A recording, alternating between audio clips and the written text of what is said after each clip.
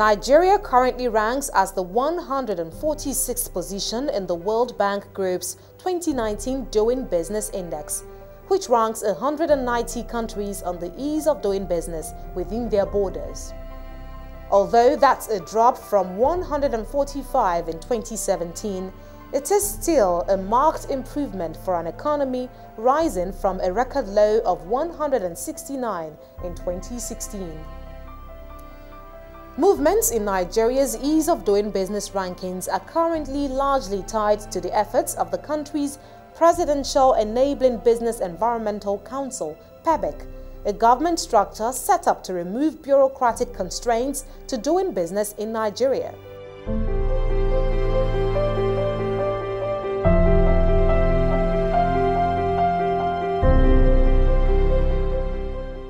In 2018, an association of Nigerian exporters commended the Oil and Gas Free Zones Authority, saying it ranked first among the 44 government agencies in the implementation of the PEBEC's Ease of Doing Business strategies. So, what did the OGFZA do differently? Simply put, it's compliance. Compliance with the guidelines on implementation. A guideline for implementation was released, and then part of it was that agencies should have functional websites. They should also meet with government agencies through whom they interface on the behalf of their clients, and this OGZFA did. First of all, we had a tripartite meeting with the Nigerian Customs and the Nigerian Immigration Service.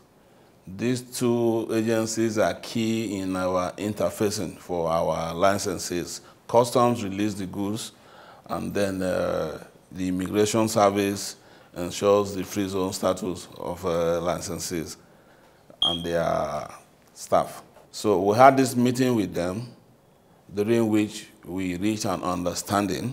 What is called the service level agreement was reached, that our requests on behalf of our licensees to these agencies must be attended to within 24 hours.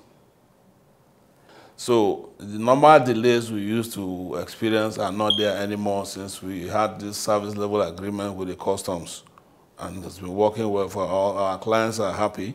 The incentives are primarily contained in two sections of the Act, Sections 8 and Sections 18 of our Act. Sections 8 provides that licensed investors are exempted from the payment of federal, state, local government taxes, rates, and levies. And then Section 18 further goes to expand to say, apart from that, further to that, investors are entitled to bring in their employees, foreign employees, without limit. Though we have capped that, now we are discussing with the Nigerian Content Development Board to see how we can moderate that area by virtue of, because we are talking about creation of jobs now, to see that we don't shortchange our investors and at the same time we don't deprive Nigerians from getting the jobs by virtue of that provisions. Do these efforts translate to returns for the organization? And who benefits the most from the OGFZA's compliance with the principles of ease of doing business? The OGFZA's head of finance and planning, Simon Akpadaka, says the Nigerian government's doing business mandate aligns with the organization's 6 strategic goals, one of which is to create an enabling business environment. There is a positive relationship between the ease of doing business and the bottom line. And it's also fall in line with strategic goals. Yes. One of them is the enabling business environment. I think that's the number one. The fourth one there is operational efficiencies. These two, if you look at it, they actually fall in line with the ease of doing business. Prior to the issuance of the executive order, the new management organized a retreat for staff and management of the authority in January 2017, after which the roadmap was drawn. And it's targeted at improving the service delivery capacity of the authority. We believe that if we can improve and enhance service delivery capacity of the authority, then our investors will get service very promptly. And that is key in that sector, prompt service.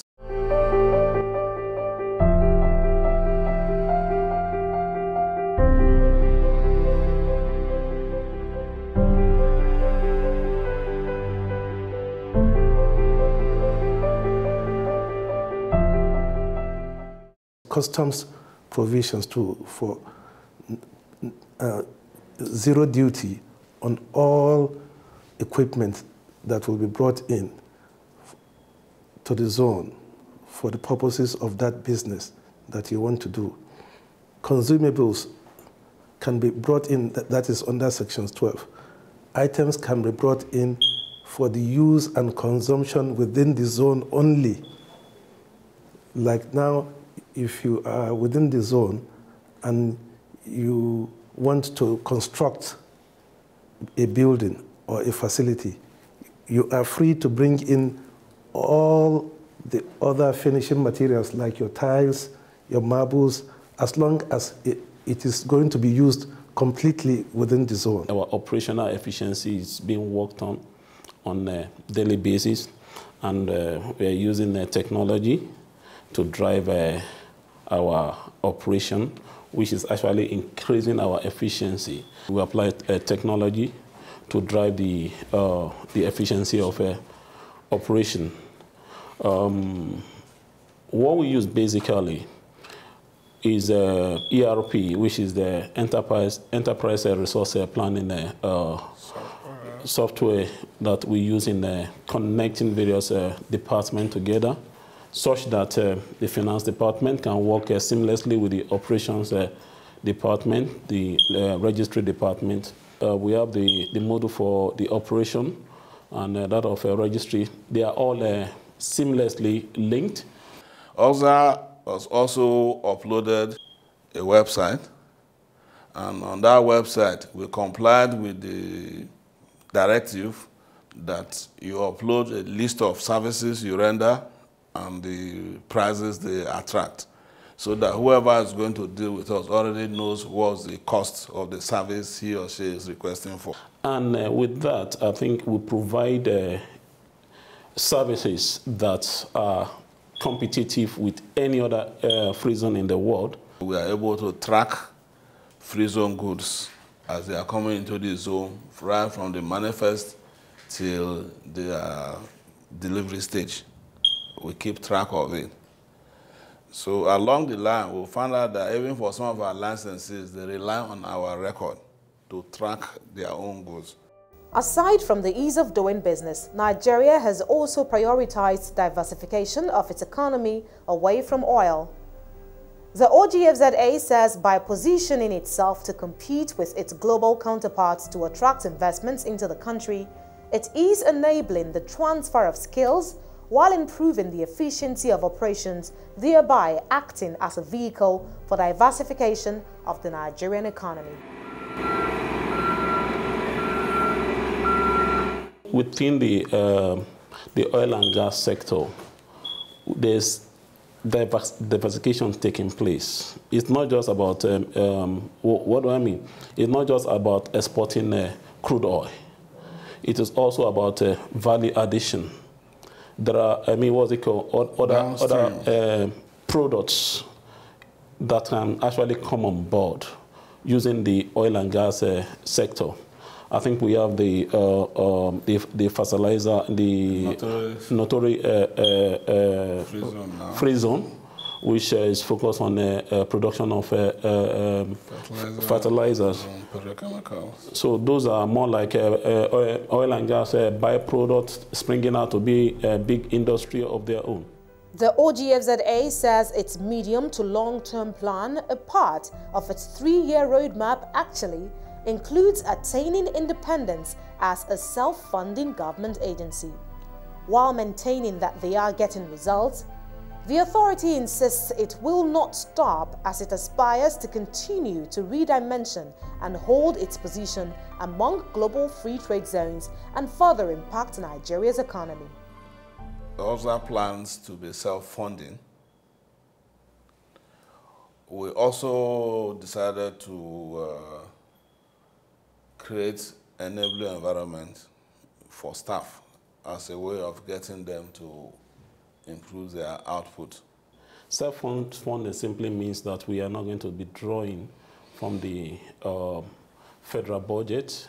We will be more like self-sufficient in terms of our, depending on our internally generated revenue.